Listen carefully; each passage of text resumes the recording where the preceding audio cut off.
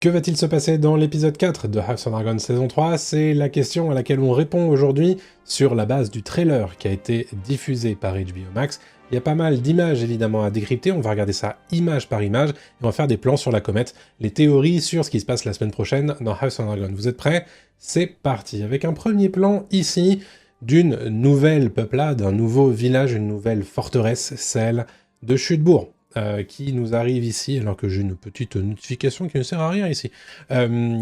Chutebourg, qui est du coup un des nouveaux points de contention de cette saison 3 de House of Dragon, puisque Ormund a saisi la ville au nez et à la barbe de Daemon et de Rhaenyra, et il est désormais retranché à l'intérieur de la ville, qui a l'air d'être fortifiée d'ailleurs, donc forcément, que doivent faire les Noirs de Rhaenyra pour reprendre la ville? Problématique, c'est que on aurait tendance à dire c'est pas grave, on brûle la ville et on chope l'armée de Ormund en même temps. Le problème, c'est que cette ville, elle est particulière puisqu'elle soutient Rhaenyra, elle a les bannières noires de Rhaenyra qui sont dressées, et donc forcément, ça pose un petit peu question, parce que on va quand même pas brûler des innocents, et encore moins des innocents qui soutiennent Rhaenyra. Et c'est exactement le sens de ce que nous dit Rhaenyra ici. Pourquoi prendre Chutebourg? Là, elle est en train de se demander à quoi joue Ormund, et elle dit « Il me défie de faire pleuvoir le feu sur une forteresse qui a levé ma bannière. A-t-il l'intention de gagner leur soutien d'une quelconque manière ?» Ça, évidemment, on se doute bien que c'est plutôt difficile de gagner le soutien des soutiens de Rhaenyra, mais avec suffisamment d'exactions, on a vu en saison 2 que les Bracken avaient changé leur allégeance pour des verts jusqu'au noir, donc c'est pas impossible non plus. Notez sur ce plan ici qu'on se trouve dans la salle du conseil restreint, que Rhaenyra est sur la place de la reine ou du roi bien entendu, et surtout que derrière ma petite tête se trouve un nouveau membre de la garde Régine. Alors on sait de qui il s'agit, puisque on reconnaît l'acteur, il s'agit de Barry Sloane, et on sait qu'il joue Adrian Redford. Et donc, voilà, on va découvrir un nouveau membre de sa garde pour Rhaenyra. Ça fait plaisir, parce que, mine de rien, ça faisait 2 épisodes qu'elle n'en avait plus, puisqu'elle avait laissé tomber le Sir Laurent Marfeu à Dragonstone, bien entendu. Je remets ma petite trombine là. Ici, à nouveau, l'architecture de Chutebourg qu'on avait déjà vu dans les trailers précédents, que ce soit des trailers ou des vidéos making-of. On voit ici la procession de l'armée Hightower qui est en train de passer à l'intérieur des rues qui sont d'ailleurs assez resserrées. C'est une ville de marché, une ville marchande, Chutebourg, et donc forcément, il y a certainement beaucoup de monde à l'intérieur, beaucoup de civils qu'on va voir tout au long de cette vidéo. Ici, on les voit là notamment, et particulièrement les soldats Hightower qui sont en train de dire aux civils d'aller se mettre ailleurs que dans leur chemin. On voit ici les différentes amphores, les différentes choses que l'on peut acheter sur place, et les Hightower qui sont en train de saisir la ville, on imagine, ou du moins de patrouiller, tout simplement, peut-être à la recherche de soutien de Rhaenyra pour en faire quelque chose de mauvais, on l'imagine. Ici, on reconnaît à gauche Kat, la femme d'Hugues Marteau, qui est complètement habillée en civil, ici. Très certainement qu'elle travaille pour son frère, qui est certainement la personne que l'on voit à droite ici, et vous noterez qu'ils sont en train de regarder les soldats Hightower qui passent à droite de l'écran. On les reverra juste après, tout à l'heure, dans la suite du trailer, vous verrez. Ensuite, on est toujours là du côté du conseil restreint. Vous noterez la présence du Maître Orwyle qui est à droite, mais aussi d'Adrian Redford, de Rhaenyra et de Mysaria. Notons l'absence assez remarquée de Daemon, bien entendu, mais aussi de Corlys Velaryon. Alors, ça nous rappelle évidemment les choses qui se sont passées dans l'épisode 3, puisque dans l'épisode 3 et dans l'épisode 2 aussi, Rhaenyra demande à Daemon de traquer la cavalière de voleurs de moutons. Je me souviens plus d'ailleurs si on a identifié que c'était Rhaena, mais donc en tout cas, l'objectif pour Daemon, sa prochaine mission, c'est d'aller dans le Val pour traquer la personne qui chevauche voleur de moutons. Et donc forcément, alors est-ce que le fait que Chutebourg ait été saisi par Hormoon Hightower, ça va changer ces plans-là. On verra ça évidemment à partir de la semaine prochaine. Mais en tout cas, Daemon, il a aussi une mission dans le Val. Est-ce qu'il y va dès l'épisode 4 ou pas? On va voir ça tout de suite. Et Corlys Velaryon, pourquoi est-ce qu'il est absent? Bah tout simplement parce qu'il y a eu une brouille quand même très très forte entre lui et Rhaenyra la semaine dernière, dans l'épisode 3, où en fait Rhaenyra refuse de légitimer ces deux bâtards Aline et Adan Karen, et lui-même s'est énervé, en furie, dans les couloirs du Donjon Rouge, et j'imagine qu'il va soit quitter les lieux, soit être foutu en geôle, pour ce qu'il a dit, parce que c'est quand même quelque chose qui se dit pas trop, en principe, à une reine. On verra, en tout cas. Avant de continuer, évidemment, et de vous donner la suite de mes théories, je vous rappelle que si vous appréciez House of Dragon, l'univers de Game of Thrones et tout ce qui s'y rapporte, vous êtes exactement au bon endroit. Tout au long de la saison 3 de House of Dragon, je vous proposerai mes réactions, des analyses d'épisodes et des théories chaque semaine, mais aussi un live de débrief tous les mardis soirs à 21h, alors n'oubliez pas de vous abonner avec la cloche pour ne rien rater des prochaines vidéos. Je sais aussi que vous êtes plus de 50% à regarder cette vidéo et ne pas encore être abonné à la chaîne, ça me ferait très plaisir que vous rejoigniez l'aventure. Merci beaucoup et c'est gratuit. Hormund, ici, qui semble être dans la forteresse de Chutebourg, il a très probablement saisi les appartements du seigneur Footly, Piet en français, et ici, comme on l'avait noté d'ailleurs dans des images précédentes, il est en train, j'imagine, de reconfectionner sa boule de senteur. Vous savez qu'il a tendance à sentir cette boule qui se trouve à sa ceinture. Il a l'air d'être très olfactivement actif, ce petit Hormoon, et là, visiblement, il prend son temps pour le faire. On arrive ici dans un plan qui est très intéressant, c'est Larys évidemment à gauche et Aegon à droite, et on reconnaît la forteresse de Repos des Freux, et si on zoome un petit peu là par ici, il me semble reconnaître la dépouille de Méléis qu'on va voir en gros plan un petit peu plus tard, vous allez voir. Mais en tout cas, surtout, Larys qui est en train de donner un conseil à Aegon, un conseil important, que Aegon devrait sans doute écouter, c'est « Nous devons préserver notre objectif discrètement », vous devez partir du principe que ces hommes n'ont d'allégeance que pour eux-mêmes, et là évidemment c'est très important, puisqu'on l'a vu dans l'épisode 1, le fait qu'Aegon refuse de s'agenouiller face au soutien Staunton de Rhaenyra, ça l'a mis dans la merde. Donc forcément, il faut qu'il ait une attitude plus discrète par rapport à tout ça, évidemment, et on l'espère qu'il va suivre les conseils de Larys. Voilà, je vous le disais, ce petit plan de la forteresse de Repos des Freux, où l'on a la carcasse, ce qu'il reste de Méléis, sur les remparts de Repos des Freux, et rappelez-vous qu'elle avait été décapitée pour que sa tête soit montrée à la population de Port-Réal dans l'épisode 5 de la saison 2, qu'évidemment qu'on ne voit pas sa tête bien entendu, mais on reconnaît son cou ici, et des os, très probablement, puisque voilà, c'est en train tranquillement de se décomposer, on imagine, la dépouille de la dragonne. On note ici la présence d'Aegon, très probablement. Ici, c'est peut-être Larys, ou là, je ne sais pas. Mais en tout cas, voilà, il y a un campement ici, à l'intérieur de la forteresse, très probablement des gens qui viennent pour dépouiller ce qu'ils peuvent de la carcasse du dragon, que ce soit des griffes, des crocs, alors, sans doute pas des crocs évidemment, mais peut-être voilà, des écailles, etc., pour sans doute les vendre au plus offrant, on l'imagine. Mais c'est pas impossible qu'il y ait aussi des soldats sur place, puisqu'on le rappelle, normalement on est censé retrouver une garnison qui a été mise en place ici par Criston Cole. Est-ce qu'elle est toujours là? On ne le sait pas. Par contre, ici, vous noterez la présence de cet homme-là, qui a l'air d'avoir une espèce d'importance sur place. Il est en tout cas habillé en soldat, même s'il n'a pas d'épée, juste une dague, et il est en train de dire « T'es du Conflent, toi ?» Bah, je les déteste. Et il est en train de parler, en tout cas, on a l'impression, à Aegon. Alors, est-ce que c'est un personnage qui va s'opposer à Aegon? Est-ce que c'est un personnage de la garnison de Criston Cole? Ça, on le découvrira évidemment, parce que on ne le sait pas à l'heure actuelle. Mais tout ça pour dire que ça a l'air d'être assez intéressant, puisque dans l'épisode 3, on ne voyait pas Aegon et Larys poursuivre leur chemin. On aura la suite dans l'épisode 4, et moi je suis très curieux, ils arrivent déjà à Repos des Freux, on rappelle que Repos des Freux peut-être, qui se trouve là-bas, c'est Feu du Soleil, bien entendu, et donc, est-ce qu'on va avoir la dépouille de Feu du Soleil, la confirmation qu'il est bien mort, ou alors qu'il n'est pas mort. Et ça, évidemment, j'espère qu'on aura la réponse dans l'épisode 4. J'en suis pas certain, mais on va voir ça avec grand intérêt. La suite de tout ça nous vient ici, à Port-Réal en tout cas, avec une procession qui chemine à l'intérieur des rues, peut-être de Cupucier.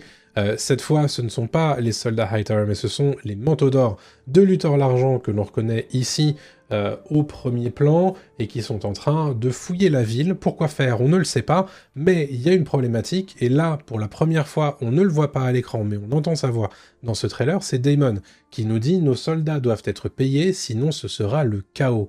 Et il ne croit pas si bien dire, puisque, on le rappelle, Rhaenyra n'a pas de thunes dans son début de règne, puisque les 3/4 du trésor public sont partis ailleurs qu'à Port-Réal, et donc du coup, ça va être compliqué de payer les manteaux d'or qui sont un petit peu la police de Port-Réal, qui sont les seuls soldats à sa disposition là tout de suite, et donc bah forcément, si elle ne les paye pas en temps et en heure, ces soldats peuvent tout à fait se retourner contre elle, ou bien déserter, mais la vraie problématique, c'est de lâcher l'ordre public, évidemment, et peut-être même de se retourner contre elle. Donc attention, puisque là, il y a une vraie urgence, c'est trouver de l'argent pour payer au minimum les manteaux d'or.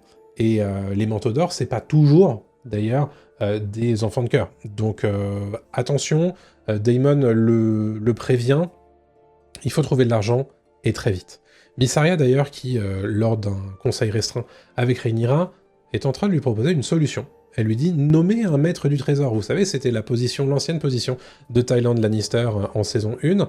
Il gérait en fait le budget de la couronne, le budget de Port-Réal, bien entendu, le budget de tous les 7 royaumes, et il n'y en a pas à l'heure actuelle à Port-Réal pour Rhaenyra, sous la houlette de Rhaenyra, et donc c'est l'idée de Mysaria, il faut nommer un maître du trésor. Et ça a plusieurs, on va dire, bénéfices, puisque elle le dit à Rhaenyra, le peuple va découvrir bientôt que nous manquons de ressources, mais ils le blâmeront lui, et pas la couronne.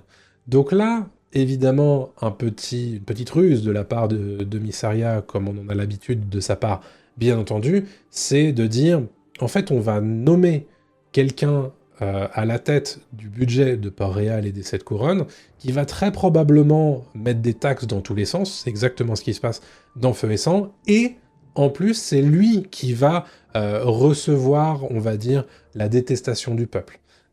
Donc, évidemment, ça c'est très intéressant. Qui va être choisi? Est-ce que c'est le même personnage que dans Feu et Sang? Est-ce que c'est un personnage que l'on connaît déjà? Est-ce que c'est un personnage plus important, de carrure plus importante? Est-ce que ça peut être Corlys, par exemple? On n'en sait rien, mais on va voir ça, évidemment, dans l'épisode 4, dès lundi. Avant de continuer avec le reste de mes théories, sachez que les abonnés soutiens à la chaîne reçoivent toutes mes vidéos en avance. Celle-ci, par exemple, ils l'ont vue bien avant la date de publication publique, et en plus de ça, ils ont le droit d'avoir des vidéos en exclusivité. Comme des réactions nostalgiques, en ce moment on regarde la saison 1 de la série HBO Rome, et des lectures de Feu et Sang. Si c'est le genre de choses qui peuvent vous intéresser, rejoignez la chaîne YouTube, ma page Ulule ou bien Ko-fi, et faites partie des vrais dragons qui soutiennent la chaîne. Un grand merci à eux. Allez, on continue avec la petite analyse plan par plan de ce trailer de House of Dragon saison 3 épisode 4, avec ici le château de Harrenhal, que vous reconnaissez évidemment, et évidemment ici, un petit peu partout, vous reconnaissez des soldats Hightower qui sont évidemment partie de Lost de Criston Cole, que l'on voit ici avec Gwaine Hightower. Vous noterez qu'ils sont assez prudents dans leur manière de cheminer à l'intérieur du château. Rappelez-vous que Harrenhal a la réputation d'être hanté, et donc ce serait logique qu'ils aient un petit peu peur, et le fait qu'ils ne voient sans doute pas Aemond et peut-être même pas Vhagar sur place a l'air de les inquiéter. En tout cas, c'est ce que l'on voit ici sur le regard de Criston Cole et celui de Gwaine Hightower, le frère d'Alicent. Je me souviens d'ailleurs d'un moment dans un trailer pré-saison qu'on voyait une espèce de dessin de chauve-souris parcourir ce qui semblait être Harrenhal. Peut-être que justement ils sont attaqué ou du moins effrayé par ce vol de chauve-souris dans cet épisode 4, au moment où ils arrivent à Harrenhal, ce serait plutôt intéressant à voir.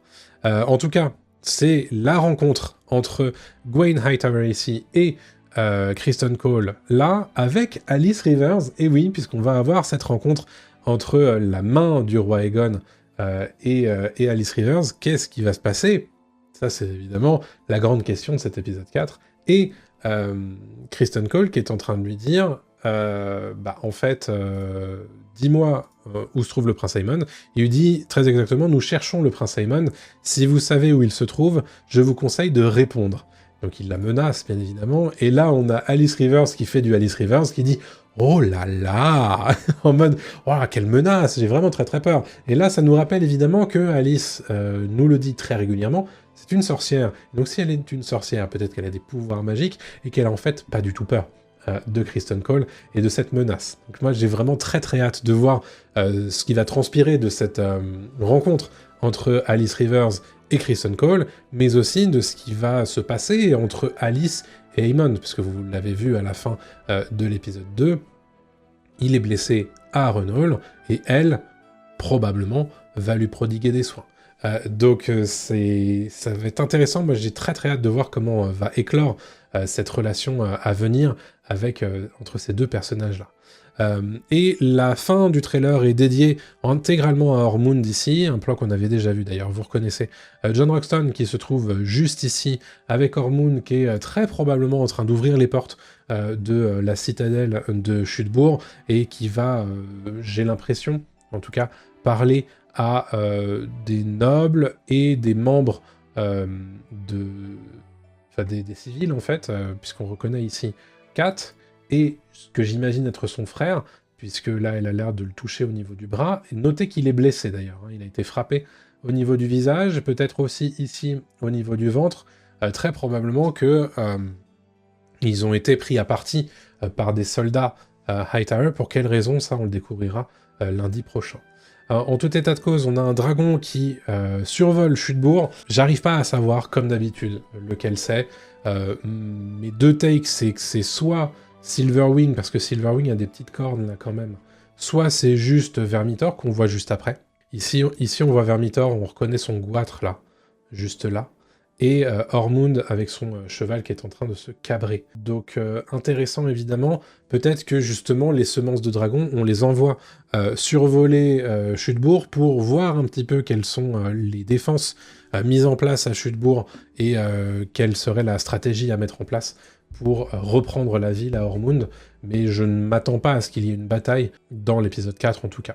Ormond qui est en train ici de parler autour de lui, alors soit à ses soldats Hightower, soit aux nobles de Chutebourg, et qui est en train de dire tout simplement « Mon objectif est de restaurer la lignée légitime sur le trône de fer, c'est la volonté des dieux. » Évidemment, là on a la dimension religieuse qui prend le pas. Vous savez qu'on l'a vu dans l'épisode 3, notamment le Grand Septon qui refuse à Rhaenyra de recevoir l'onction pour devenir reine légitime et officielle aux yeux de la religion. Et là, pareil, on a Ormond qui fait de ce conflit une affaire de religion aussi. On rappelle quand même que les Hightower sont les dépositaires dans la ville de Villevieille de l'ancien site de la religion des Sept. Donc c'est très important pour eux, la religion, et donc le fait que lui-même en parle dans ses mots, c'est tout à fait logique. Vous voyez ici à nouveau ce qui me semble être Vermithor, avec, on l'imagine, Hugues Marteau au-dessus de son dos, qui survole, on l'imagine, Chutebourg. Et ça, je crois que c'est la dernière image de ce trailer de l'épisode 4 de House of Dragon saison 3, c'est Ormond qui est en train de regarder un feu qui éclate très rapidement face à lui. Et là, du coup, je me suis dit, bon, c'est très probablement pas un bûcher qu'on allume comme ça en claquant des doigts, c'est possiblement du feu dragon. Et je me suis dit, c'est probable que ce soit pas une attaque de la part de Rhaenyra et de ses dragonniers, mais rappelez-vous qu'à Chutebourg se trouve un dragonnier et sa dragonne, Tessarion, et Daeron le vrai, celui qu'on a entrevu dans l'épisode 1, et qui n'a pas été livré à Rhaenyra dans l'épisode 3. Donc très probablement que les gens qui refusent de ployer le genou face à Ormund vont être incendiés, carbonisés par Tessarion et par Daeron. C'est ma take en tout cas sur ce petit plan-là. Je ne serais pas surpris que ce soit le cas. J'ai un petit rab à rajouter à cette vidéo, puisque après le live de débrief de l'épisode 3, je me suis rendu compte qu'on avait accès aux photos officielles de l'épisode 4 de House of Dragon saison 3, donc je vous propose de rajouter ça à ce petit tournage que j'avais fait cet après-midi, et donc j'avais pas encore ces photos. Allez, c'est parti, ici avec une photo qui nous étonnera pas beaucoup, hein, puisque ce sont Kat et probablement son frère ici qui sont à Chutebourg en train de regarder ce que j'imagine être probablement Ormund Hightower qui va s'exprimer auprès de la populace de Chutebourg et donc exprimer un petit peu ses envies par rapport à l'occupation de la ville tout simplement. Ici, photo intéressante puisqu'on est très probablement à Port-Réal avec Aline de Karen qui donc a fait le voyage jusqu'à la capitale des Sept Couronnes et ici on voit derrière des soldats Vélarion. Et oui, l'armée des Vélarion a du coup fait le voyage, c'était peu clair par rapport à la prise de Port-Réal de l'épisode 2, et donc désormais on a une armée à disposition de Rhaenyra à Port-Réal, mais ici on voit des cavaliers qui ont l'air de peut-être quitter la ville, soit ils arrivent, ils débarquent depuis le port, soit ils quittent Port-Réal, peut-être en direction de Chutebourg, ce qui m'étonnerait, mais pourquoi pas, après tout, pourquoi pas. Ici un plan de Jain Arryn que l'on va voir du coup à l'intérieur des Airiers. Ça fait longtemps qu'on n'est pas allé à l'intérieur des Airiers. Dans l'univers de Game of Thrones, en tout cas dans la salle du trône des Airiers, Jain Arryn qui va peut-être recevoir Daemon, qui, on le rappelle, va devoir chercher la personne qui chevauche voleur de moutons sur demande de Rhaenyra hein, dans l'épisode 2 et dans l'épisode 3. Est-ce qu'il va d'ores et déjà trouver Rhaena? Peut-être, mais en tout cas, on sait, en tout cas de source du bouquin, que Jain Arryn n'aime pas trop Daemon. Donc peut-être qu'elle va pas lui rendre trop la tâche facile. On le disait en tout cas que dans l'épisode 2, elle disait à Rhaena qu'elle pouvait faire l'aveugle, mais qu'elle pouvait pas être vue avec Rhaena chez elle. Donc peut-être qu'elle va tenir parole à ce moment-là. Rhaenyra qui est en train de regarder les différents pions hein, qui sont ici sur la carte de Westeros. Ici, on connaît dans la salle du conseil restreint. Ici, Rhaenyra qui est dans une salle où il y a l'air d'y avoir pas mal de choses qui sont empilées les unes dans les autres. Peut-être que c'est à cet endroit-là qu'elle va trouver la maquette de son père, Viserys, une maquette qu'il appréciait beaucoup. Une scène entre Rhaenyra et Daemon, toujours dans la salle du conseil restreint, on la reconnaît ici aux différents pions hein, stratégiques sur la carte de Westeros. Un truc qui me frappe aussi sur cette photo officielle, c'est ce qui se trouve entre Rhaenyra et Daemon. J'ai le sentiment qu'il s'agit d'un crâne humain, un crâne qu'on a beaucoup vu d'ailleurs dans les trailers de la saison 3, les trailers pré-diffusion, et peut-être que du coup c'est Daemon qui ramène ce crâne à Rhaenyra. Et là, du coup, la théorie, c'est peut-être qu'en réalité, Daemon est allé au Val avant cette scène, qu'il a compris que Rhaena était responsable de l'apprivoisement de voleurs de moutons, et donc, du coup, peut-être qu'il a décidé soit, de la tuer, ce qui me paraît fortement improbable, soit de faire passer, du coup, le cadavre de n'importe qui, le crâne de n'importe qui, pour le cavalier de voleur de moutons et faire croire à Rhaenyra qu'il s'est occupé du dragonnier, on va dire, rebelle, et donc du coup lui faire croire que tout se passe bien, il y a plus voleur de moutons qui n'est plus dans l'équation, et donc ce qui permettrait à Rhaena de s'en sortir. Ça ferait peut-être beaucoup de leurre et de fake autour de Daemon et de Rhaenyra sur cette saison 3, mais ça me paraît pas impossible. Criston Cole qui arrive ici à Harrenhal, on reconnaît le fameux siège de Simon Fort. Ici, il est complètement attablé à la place de Simon Fort. Petit bâtard, Criston, qui arrive ici à Harrenhal et qui va bientôt retrouver Alice Rivers. Les différents soldats de l'armée Hightower qui arrivent à Harrenhal, on reconnaît les différentes je sais pas si c'est de l'ardoise ou de la pierre, qui est assez typique de Harrenhal, en tout cas on la reconnaît de la saison 2. Gawain Hightower qui est très probablement assis à côté de Criston Cole à la table des forts, et oh là là, quel costume incroyable pour Gayle Rankin, Alice Rivers, magnifique ici, probablement évidemment qu'elle a des choses à nous montrer, j'adore. Vraiment, ça y est, c'est son costume de sorcière peut-être à Alice. On va voir ça dans l'épisode 4, et j'ai très hâte de son rapport avec Criston Cole, Gawain peut-être, mais surtout avec Aemond dans cet épisode 4. Ormond ici, qu'on voit, là j'ai très intéressé par ce qui se passe ici, pourquoi est-ce qu'il est furieux au point de taper sur la table avec son épée Vigilance, hein, une épée en acier valérien. Pourquoi est-ce qu'il fait ça?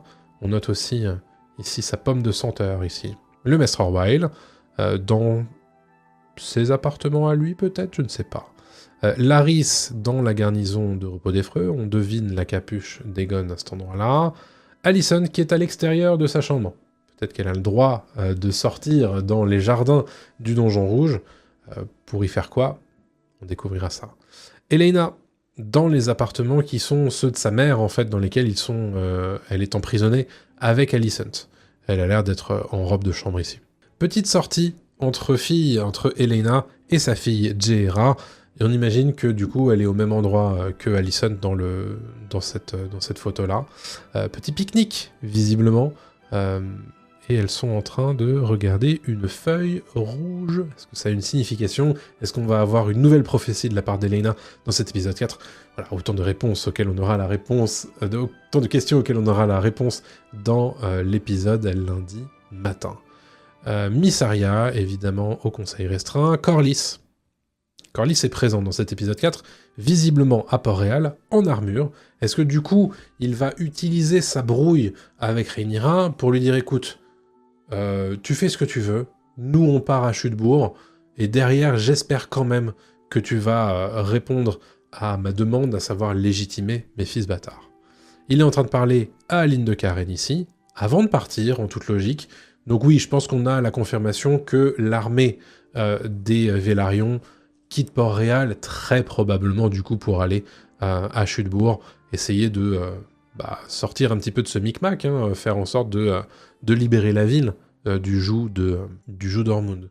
On note le regard très très fixe de ce monsieur ici, qui a l'air de regarder droit dans la caméra. C'est assez ridicule, j'aime beaucoup. Petite photo d'Ulf ici, et j'ai l'impression qu'on est dans la salle du conseil. Il me semble reconnaître un des sièges ici. Alors, qu'est-ce qu'il va faire? Je sais pas trop. Maintenant que c'est Ulf le Blanc, officiellement adoubé. En tout cas, il a l'air de se rendre dans une taverne, et on retrouve ses deux copains qu'on avait découverts dans la saison 2. Et là, il aura certainement beaucoup de choses à leur raconter. Vous savez qu'Ulf aime beaucoup raconter sa propre histoire contre des verres de vin ou des verres de bière. Il va certainement avoir beaucoup de choses à leur dire.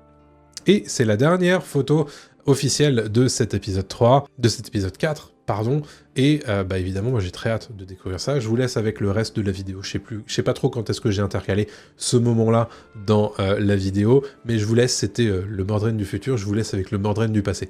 À tout de suite.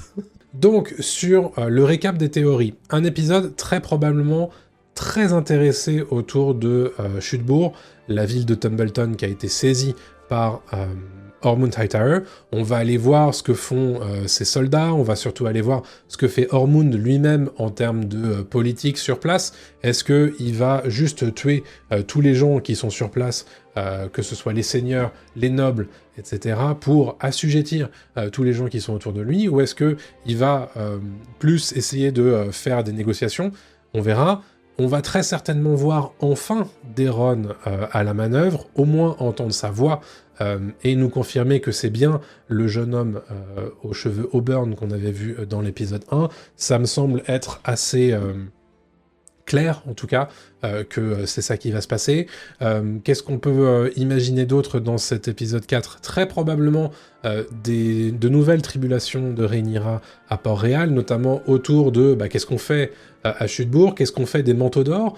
Très curieux de ce que font les manteaux d'or justement à Port-Réal, qui vont peut-être envoyer des messages peut-être un peu menaçants à la couronne en mode bah, en fait il faut nous payer parce que sinon nous on fait ce qu'on veut à Port-Réal, et très curieux de ce que fait Daemon dans cet épisode 4 puisque Daemon n'est pas dans ce trailer, hormis dans une réplique que l'on entend, et donc le fait que on ne le voit pas dans ce trailer m'indique soit qu'il n'est pas présent dans cet épisode 4, soit que HBO ne veut pas savoir, enfin ne veut pas que l'on sache où il est. Donc peut-être que Daemon se dirige vers le Val, ou alors qu'il emmène les semences de dragon, les Dragon Seeds, survoler Chutebourg, et va ensuite donner un rapport d'éclaireur à Rhaenyra, mais je serais pas surpris qu'il aille directement dans le Val chercher Rhaena. En tout cas, je serais pas surpris. Corlys, grosse question de ce qui arrive à Corlys après. Est-ce que Rhaenyra est en mesure de vraiment l'emprisonner? C'est la main de la reine quand même, hein, rappelez-vous, même s'il s'est oublié en lui parlant aussi mal dans l'épisode 3. Est-ce que lui-même a décidé de quitter Port-Réal? C'est pas impossible en fait, la brouille est telle que l'on peut l'imaginer. Il y a des personnages qu'on ne voit pas dans ce trailer, je pense à Aemond évidemment. Est-ce que Aemond est en suffisamment bon état pour avoir des scènes dans cet épisode 4? Je l'imagine, je le verrais bien alité à des moments ou à d'autres dans Harrenhal, avec du coup Alice qui va lui parler très probablement, de façon assez mielleuse, j'en serais pas surpris, et je verrais bien pourquoi pas des visions à Harrenhal dans cet épisode 4, soit des visions d'Aemon, soit des visions de Criston Cole, ce serait très intéressant, mais alors lesquelles, ça évidemment j'ai très hâte de voir de quoi il s'agit. Et je crois que bah, c'est à peu près tout. Moi je m'imagine aussi qu'on va avoir des séquences autour de Kat et de son frère qui vont nous mettre en place qu'est-ce que c'est que de vivre à Chutebourg, une ville qui est désormais sous occupation ennemie. Ça me semble être assez logique, et toujours les manipulations de Mysaria, à mon sens, dans cet épisode 4 qui vont continuer à avoir lieu. Et enfin, chose que j'avais presque oubliée, c'est l'intrigue d'Aegon et de Larys qui se portent désormais à Chutebourg, non pas à Chutebourg, à Repos des Freux, et avec peut-être enfin la réponse de qu'est-ce qui est arrivé vraiment à Feu du Soleil, Sunfire. J'aimerais bien qu'on ait la réponse, parce que ça fait quand même bientôt une saison entière que on nous dit oui ou non sur la survie de Sunfire, et j'aimerais qu'on en ait enfin le cœur net, mais peut-être que ce sera pour un épisode suivant, on verra. En tout cas, très excité par l'approche de cet épisode 4 de House of Dragon saison 3, parce que très franchement, on mange bien sur ce début de saison 4. Avant de nous quitter, dites-moi dans les commentaires si vous avez des théories spécifiques sur cet épisode 4 de House of Dragon saison 3. Je suis très curieux, vous savez que je les lis toutes, évidemment. Quant à moi, je vous donne rendez-vous très prochainement pour une nouvelle vidéo, et je vous laisse avec celle-ci, qui est mon analyse de l'épisode 3, 33 minutes d'analyse sur l'épisode de la semaine. N'hésitez pas à aller cliquer pour poursuivre votre lecture dans l'univers de House of Dragon. À très bientôt tout le monde, salut à tous.